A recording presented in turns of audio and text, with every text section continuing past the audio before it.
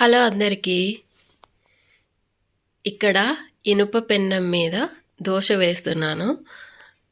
ఇనుప పెన్నము ఒక్కసారి కొంటే చాలు ఎన్నో సంవత్సరాలు మనం వాడుకోవచ్చు.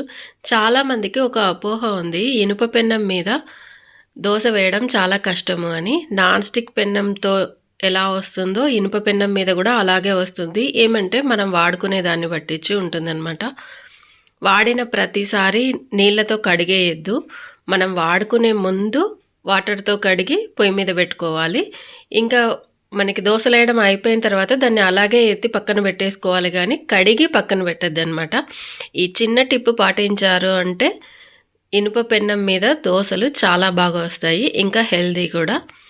నాన్ స్టిక్ పెన్నం ఒకసారి కొంటే ఒక 5-6 నెలలు వాడి పక్కన పడేసేయాలి.